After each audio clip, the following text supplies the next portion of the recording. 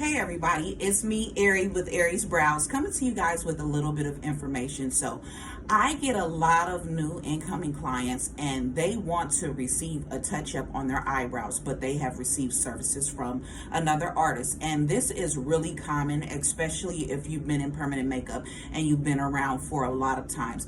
There are new artists that don't mind taking on touch-ups from other artists, but across the board, if you receive service from me, every client that has not had virgin brows, is just basically eyebrows that don't have any type of permanent makeup, they must have a consultation first, and then they cannot receive a touch-up from me. It's an automatic correction, and that's what I want to talk to clients and potential artists and people that just love permanent makeup and want to be a little bit more informed about permanent makeup today.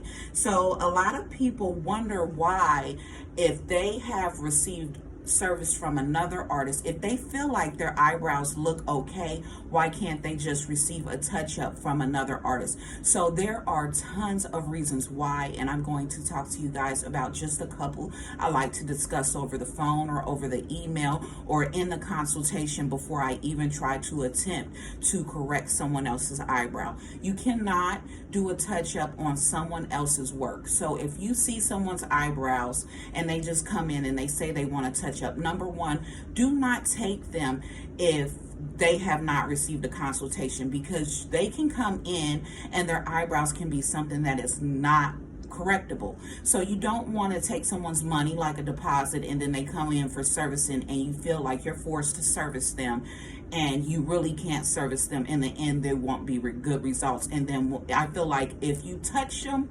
then basically that's your work. That's the number one rule across the board, okay? So the number one thing is skin depth. So of course, if a client's eyebrows to them look good, if the artist doesn't see their eyebrows in person, they won't know the exact skin depth of the client. So there are some clients that the old work is light enough so you can correct it and do different work on top.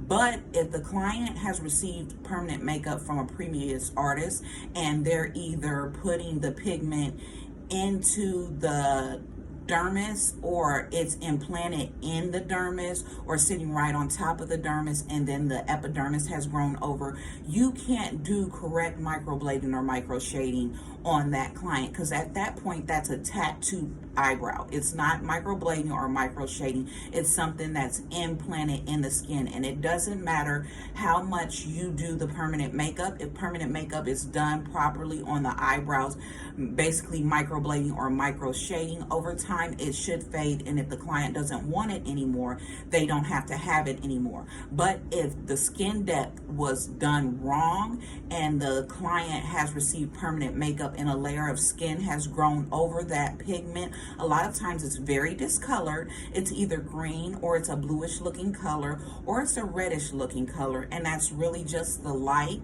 shining onto the skin and bouncing off the skin, and that is what you're seeing reflected over that layer of skin that's grown over that pigment. Microblading and micro shading cannot correct that. There is some chances that saline removal corrects that, but not all the time saline removal corrects that. And a lot of times you want to make sure that you tell that client that it's best for them to receive laser removal before you service them.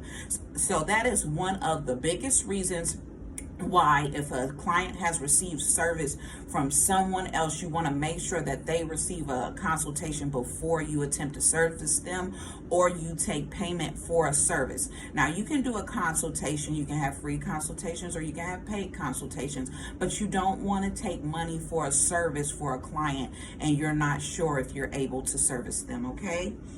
And then another one is pigment loss. So a lot of times when a client receives initial service, they want to make sure that they come back within 4 to 6 weeks to receive a 4 to 6 week touch-up. And that's just to make sure that you correct any issues that the client may have experienced over the healing process. If a client receives permanent makeup from another artist and they are suffering from severe pigment loss, they may need reshaping, they may need color correcting. There's a slew of things that they might need done, and so you don't want to take that client on for a small touch-up price when really it's going to take you hours of work to fix what the last artist did.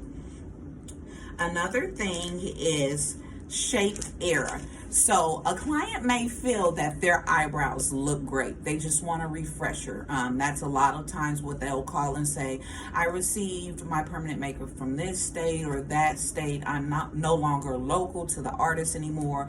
The artist doesn't receive new clients anymore. The new artist doesn't service anymore, and so they have no way of getting their eyebrows touched up. Well, if you have eyebrow shape error, which is the eyebrows aren't symmetric as possible, they're severely off, they're severely different shapes, you want to make sure that that can be corrected, and not all the times that can be corrected. And so you want to make sure that you go to someone that can either correct that or provide saline removal or laser removal. That is not the job for a new artist to correct an old artist's work for a touch-up price. So you definitely want to make sure that if you received service from another artist, that you do book a consultation and you don't just go right in and schedule an appointment with a new artist knowing that you had issues from another artist and you want the new artist to correct it, but not for the correction price. And then last but not least, it is important to make sure that you're honest with your new artist about your eyebrows, because what you don't want to do is book a correction and you don't need a correction, and then you don't want to book a 4 to 6 week touch-up or a 6-month touch-up or a yearly touch-up with a new artist and you're not one of their clients, and you're ending up trying to cheat the artist, basically get a new service for eyebrows just for a touch-up, and you never started with that artist. So there is a lot of corrections that need to happen with new clients coming in, and a lot of times the client may be happy with their eyebrows, but they feel like they need a touch-up.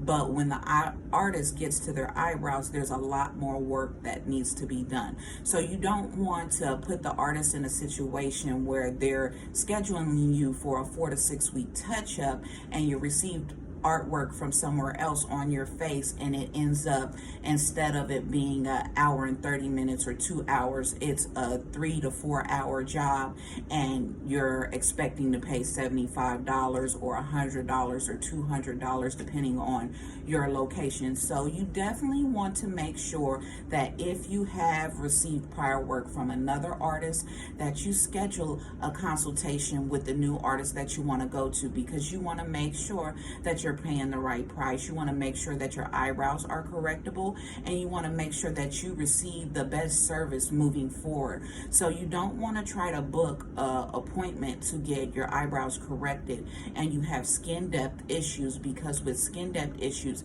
it doesn't matter how many times the new artist tries to work on your skin. If they do not know skin depth, when your eyebrows heal, they won't heal the way you want them. So if you guys have any more questions, I would love to answer your questions. If you have any other types of situations that you want me to discuss, please feel free to reach out, drop it in the comments, send me an email, go to my website, utilize that bot, that's AryiennePoulton.com. I would love to bring you guys more content and answer more questions you may have about permanent makeup. I'll see you guys soon. Make sure that you hit that bell, and please leave a comment. Other people may not know experiences you may have had, and they would love to know a little bit about that information. Thank you.